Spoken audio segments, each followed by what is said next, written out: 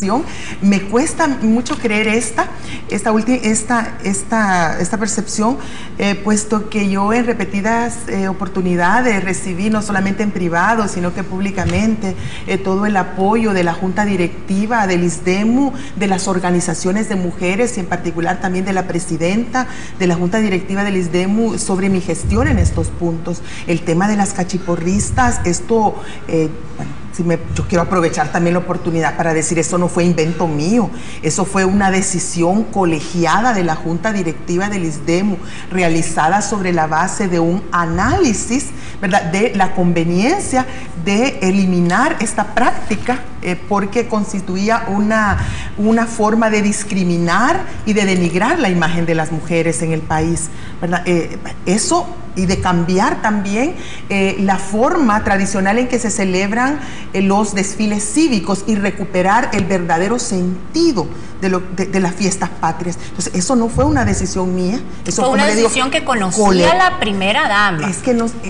pero es que es colegiada, por supuesto. Toda la Junta Directiva, el Ministro de Educación, el Ministerio de Salud, el Ministerio de Justicia, porque yo fui la que hablaba del tema, la que defendía eso en los medios de comunicación, pues simplemente porque yo era la directora ejecutiva de esa institución y a mí me correspondía llevar a la práctica y velar porque se cumplieran los acuerdos, tanto las decisiones estratégicas como las decisiones también más de mediano o inmediatas que tomara esta Junta Directiva. Por eso es que a mí yo siempre sentí el apoyo en el tema de las cachiporristas de toda la Junta Directiva y en particular de la primera dama. Luego, con el consenso de Brasilia, yo también les recuerdo... Pero la apoyaron en privado, porque luego nadie la apoyó. Mire, ¿y no será que el gobierno no estaba preparado para la presión y las críticas de los sectores conservadores? Porque sí, lo que dice Lorena es cierto. Sí. Es decir, usted tenía el apoyo de la Junta Directiva, pero no tenía el apoyo de sectores muy fuertes del país. Y tenía también el apoyo de las organizaciones de mujeres. ¿Recuerdan ustedes cuando fue lo del consenso de Brasilia y lo de las cachiporristas? Al menos con el consenso de Brasilia, sacaron un campo pagado 37 organizaciones de mujeres de diferente de naturaleza, tanto territorial, nacional, feministas, no feministas, apoyando mi gestión.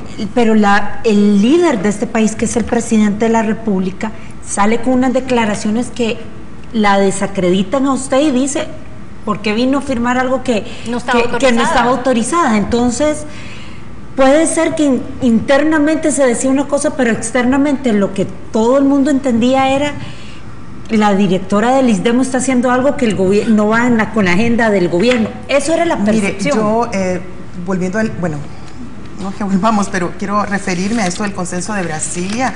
Yo no es que fui, yo lo he dicho tantas veces, yo no es que iba pasando por Brasilia, ¿verdad? Y que dije, de pronto ahí hay un foro y voy a ir a firmar. No, yo tenía la acreditación oficial de Cancillería. Yo era representante del Estado salvadoreño en esa conferencia. Y el gobierno sabía lo que usted iba. Sí, y además de eso, ¿en base a qué también? O sea, se firmó ese consenso. Es porque la Junta Directiva del ISDEMU había aprobado, no recuerdo en qué sesión, pero fue una de las primeras, un replanteamiento estratégico del ISDEMU. Y de acuerdo a este replanteamiento estratégico, son dos grandes objetivos los que esta institución debía lograr en estos 5 años. Lo primero era promover políticas públicas para la igualdad de género. O sea, hacer que todas las políticas públicas de nuestro país, la fiscal, la política comercial, la política de seguridad, todo tuviera el enfoque de género, con igualdad de género. Ese es el primer lado. Y en segundo lugar, la Junta Directiva del ISDEMU también aprobó otro objetivo estratégico, y es promover el cumplimiento de los compromisos internacionales en materia de derechos humanos de las mujeres suscritos por el Estado salvadoreño, con sus respectivas recomendaciones de los organismos que velan por el cumplimiento de estos tratados.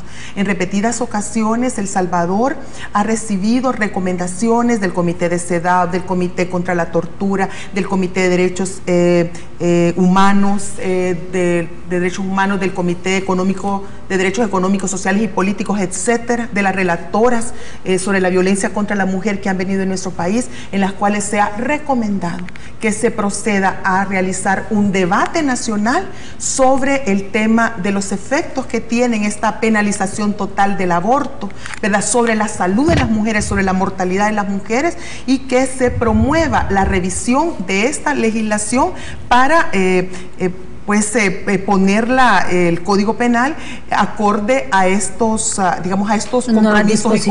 Pero parece que ese tema asustó a los conservadores y generó alguna presión en el gobierno, que al final reaccionó contrario a lo que al final usted estaba haciendo. Pero a lo mejor ahí también hubo mucho, quizás, de ingenuidad política de mi parte, de creer, yo creo que también es una de las lecciones que yo aprendí, a que hay una diferencia entre lo que se piensa, entre lo que se dice y entre lo que se hace. Entonces, para mí, si el Estado salvadoreño, si este gobierno, no solo en el plan de gobierno, en su oferta electoral, sino que también en sus discursos, en sus propuestas, habla y proclama la necesidad de que ya El Salvador ya no debe limitarse simplemente a andar firmando tanto convenio, sino que llegó el momento de cumplir lo que se firma y de hacer caso de las recomendaciones también de los órganos que velan por estos convenios y estos tratados. Pues así, esto es lo que yo traté de hacer al adoptar sin ningún tipo de reservas este consenso de Brasilia. Adicionalmente, también yo creo que ahí fueron una serie de circunstancias las que se juntaron en esa oportunidad, porque, por ejemplo, El Salvador acababa también de quitarle las reservas al plan de acción de la Conferencia de Población y Desarrollo del Cairo, ¿verdad?, que tenía reservas desde 1994, entonces se le quitaron las reservas. Esto también había sucedido de que también el Estado en otra reunión se había comprometido a abrir este debate nacional sobre los efectos de las leyes restrictivas del aborto sobre la salud de las mujeres, etcétera. El problema fue que todo eso se manejaba como muy confidencialmente, muy en lo privado, muy hacia afuera, y quizás probablemente ahí mi ingenuidad y mi error político, haber sido que yo no, abierta. Es que yo soy abierta. Mucha gente me dice que esa fue mi perdición. Bueno, vamos a ir a una pausa comercial. En breve regresamos con el último bloque de la entrevista.